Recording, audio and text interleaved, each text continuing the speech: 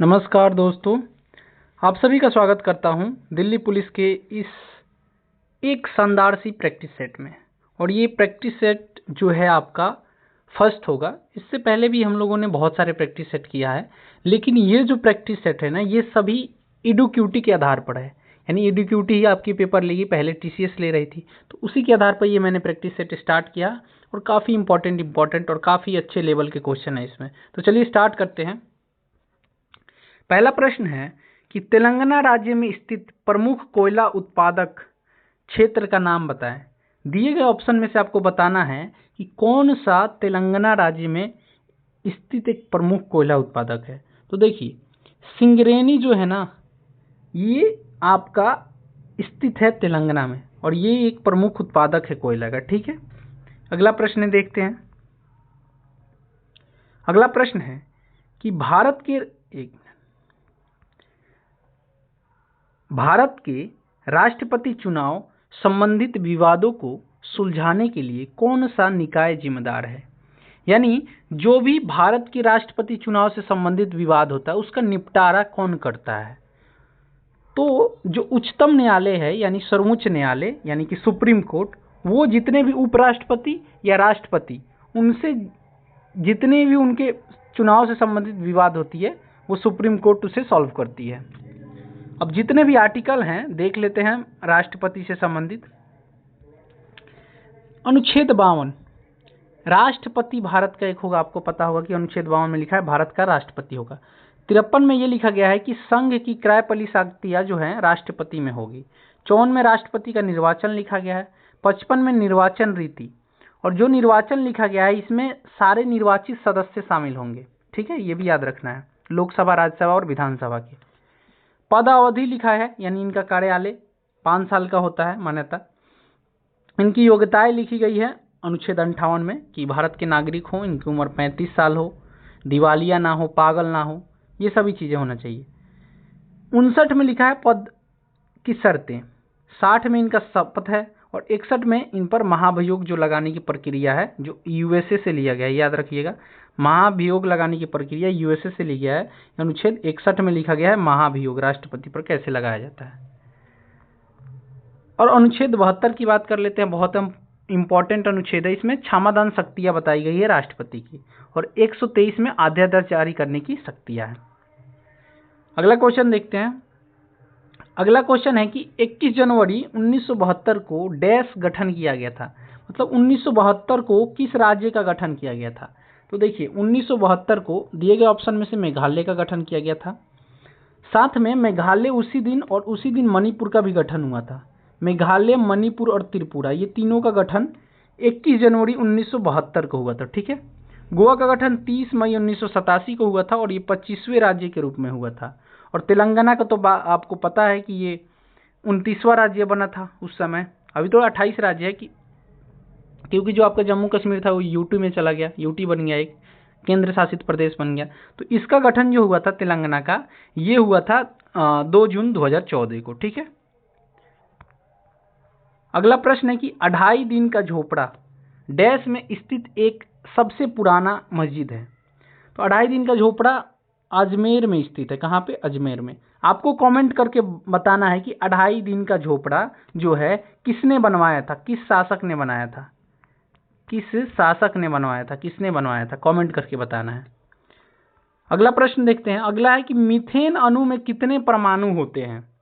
आपको बताना है मीथेन में कितने परमाणु होते हैं। तो देखिए, मीथेन का जो सूत्र होता है CH4 होता है। तो कार्बन में तो 1 अणु होता है, और यहाँ हाइड्रोजन में 4 है, तो 1 + 4 कितने हो गए? 5 अणु होते हैं। तो आपका ऑप्शन नंबर ए हो जाएगा। अगला प्रश्न है कि कोशिका केंद्रक की खोज डैश द्वारा की गई थी। किनके द्वारा कोशिका केंद्रक की खोज की गई थी? तो एक वैज्ञानिक थे रॉबर्ट हुक, उनके द्वारा की गई थी। ठीक है, अब कोशिका अंग से संबंधित खोजकर्ता जो है, जैसे कोशिका की खोज किसने की है? तो रॉबर्ट हुक ने किया है। किसने किया है? रॉबर्ट हुक ने। आपका जीवित कोशिका की खोज, ये मृत कोशिका की खोज किया था रॉबर्ट हुक ने, लेकिन जीवित का पूछ ले तो ये लीवेनहॉक ने किया था। केंद्रक की खोज किसने की थी? तो रॉबर्ट ब्राउन ने किया था। माइटोकॉन्ड्रिया की खोज किसने की है? तो अल्बर्ट वन कोलिकर ने किया था। गॉलिस बॉडी की खोज किसने की थी? तो कैमिलो गॉलिजी ने की थी। राइबोसोम की खोज तो पैलेड ने की थी। और ये सन भी लिखा गया है कि कब कब खोज किया था, ये भी आप देख लीजिएगा। 1665 में कोशिका की खोज हुई थी, 74 में जीवित कोशिका की, केंद्रक की 1831 में, माइटोकॉन्ड्रिया की 1857 में, और गलाजी बॉडी की 1898 में, और राइबोसोम की 1953 में। अगला प्रश्न देखते हैं। अगला है कि ऊतकों के अध्ययन को कहा जाता है। तो ऊतकों के अध्ययन को क्या कहा जाता है? तो ऊतकों के अध्ययन को ऊतक विज्ञान कहा जाता है। ऑप्शन नंबर बी हो जाएगा। संपूर्ण ग्रामीण रोजगार योजना कब शुरू की गई थी? तो ये शुरू हुआ था 2001 में। कब शुरू हुआ था? 2001 में। और ये प्रीवियस ईयर क्वेश्चन भी है। अगला है कि अजंता की गुफाएं निम्नलिखित में से किस नदी के बाएं किनारे पर स्थित है? तो ये वघोरा नदी के किनारे स्थित है अजंता की गुफा। और अजंता की गुफा जो है ये यूनेस्को में भी शामिल है, ये भी याद रखना है। यूनेस्को में 1983 में शामिल हुआ। ठीक है, अजंता की गुफाएं। और ये किस राज्य में है? तो ये महाराष्ट्र में है, और महाराष्ट्र राज्य के औरंगाबाद जिले में स्थित है। और कहाँ पे? तो वघोरा नदी के बाएं किनारे पर। और अजंता की गुफाओं की संख्या कुल कितनी है? तो 29 है। ये भी कभी कभी पूछ लेता है। अगला है कि किस फसल को गोल्डन फाइबर भी कहा जाता है? तो गोल्डन फाइबर जूट को कहा जाता है। ठीक है। अगला प्रश्न, राष्ट्रकूट वंश का शाही प्रतीक क्या था? तो जो राष्ट्रकूट वंश था उसका शाही प्रतीक था गोल्डन ईगल। क्या था? Golden eagle. राष्ट्रकूट वंश का शाही प्रतीक गोल्डन ईगल था। अब राष्ट्रकूट वंश के संस्थापक कौन थे? तो दंतीदुर्ग प्रथम जो थे ये राष्ट्रकूट वंश के संस्थापक थे। और इसकी राजधानी जो था वो था मान्यखेत। कहाँ पे था? मान्यखेत इनकी राजधानी थी। एलोरा की गुफा मंदिरों का निर्माण राष्ट्रकूट वंश ने किया था। तो देखिए जो एलोरा की गुफाएं हैं इनकी कुल संख्या कितनी है? तो इनकी कुल संख्या है 34। ठीक है, 34। और आपका अजंता की गुफाएं, तो अजंता की गुफाएं की संख्या है 29। वो भी महाराष्ट्र में है और ये भी महाराष्ट्र में है। और एलोरा की गुफा राष्ट्रकूट वंश द्वारा बनाया गया है, निर्माण किया गया है इसका। अगला प्रश्न है, निम्नलिखित में से कौन पाल साम्राज्य का संस्थापक था? तो देखिए पाल साम्राज्य था इसके संस्थापक गोपाल थे। पाल के गोपाल।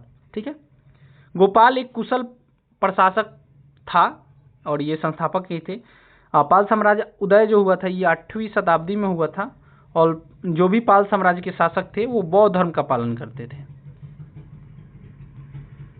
पाल साम्राज्य के शासक धर्मपाल ने, जो पाल शासक साम्राज्य के ही शासक थे धर्मपाल, इन्होंने विक्रमशिला विश्वविद्यालय की स्थापना की थी। ठीक है, आपको बताना है कि नालंदा विश्वविद्यालय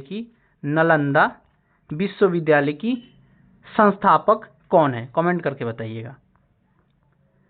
अगला प्रश्न है कि रत्नावली, प्रियदर्शिका, नागनंद के रचयिता कौन है? तो इनके रचयिता हैं हर्षवर्धन। कौन है? हर्षवर्धन। विश्व का सबसे ऊंचा पठार कौन सा है? तो विश्व का सबसे ऊंचा पठार है तिब्बत का पठार। कौन सा? तिब्बत का पठार।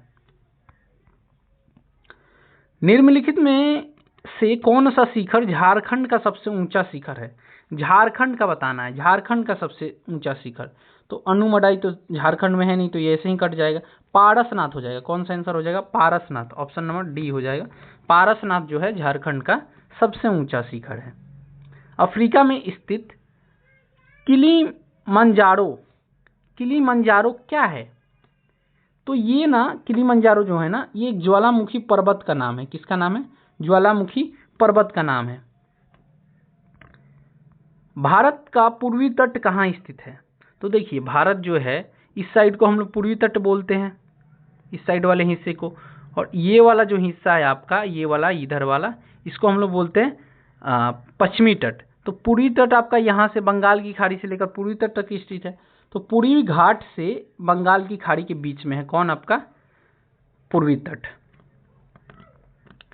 अगला है कि राष्ट्रपति भारतीय संविधान के डैश के तहत लोकसभा में एंग्लो इंडियन समुदाय के 2 सदस्यों को नामित करते हैं। तो ये अनुच्छेद 331 के तहत करते हैं। हालांकि एंग्लो इंडियन का जो आपका समुदाय को संबोधित किया जाता था वो अभी हटा दिया गया है, उससे अभी बताएंगे। 331 में बताया गया है कि लोकसभा में एंग्लो इंडियन समुदाय को प्रतिनिधित्व का प्रावधान करता है, परंतु 104वें संविधान संशोधन अधिनियम तथा 126वें संविधान संशोधन विधेयक 2019 के तहत भारत की लोकसभा राज्यों में विधानसभाओं में एंग्लो भारतीय समुदाय आरक्षित सीटों को समाप्त कर दिया गया है। तो 104वां संविधान संशोधन और 126वें संविधान संशोधन के तहत जो एंग्लो इंडियन का जो पद था वो हटा दिया गया है। वैसे ही पूछ लेता है कि किस में दिया गया था, तो अनुच्छेद 331 में। 321 में क्या है, तो लोक सेवा आयोग जो होता है उसके कार्य के विस्तार के बारे में बताया गया है। अनुच्छेद 328 में किसी राज्य का विधानमंडल जो होगा उनके चुनाव से संबंधित जितने भी कानून बनाने की शक्तियां हैं वो 328 में बताई गई है। भारतीय संविधान का कौन सा अनुच्छेद धन विधेयक की परिभाषा देता है, तो अनुच्छेद 110 जो है ना वो धन विधेयक की परिभाषा देता है। और ये है आपका आज का आखिरी प्रश्न, और ये आपको बताना है कमेंट बॉक्स में। कमेंट करके बताइएगा कि आपने 20 प्रश्नों में से कितना सही किया, और ये भी बताइएगा कि ये 20वें प्रश्न का आंसर क्या होगा कि 7वीं पंचवर्षीय योजना जो था उसका अवधि कब से कब था। और आपको ये भी बताना है कि टोटल कितने पंचवर्षीय योजना अब तक भारत में हुई हैं और इसकी शुरुआत कब हुई थी, ठीक है। और गरीबी हटाओ का नारा किस पंचवर्षीय योजना में दी गई थी, ये मैंने आपको होमवर्क के रूप में दिया है। कमेंट में जरूर बताइएगा। मिलते हैं नेक्स्ट वीडियो में। अगर वीडियो अच्छा लगा हो तो लाइक कर दीजिएगा, शेयर कर दीजिएगा, और चैनल पर नए होंगे तो सब्सक्राइब कर लीजिएगा। जय हिंद, जय भारत।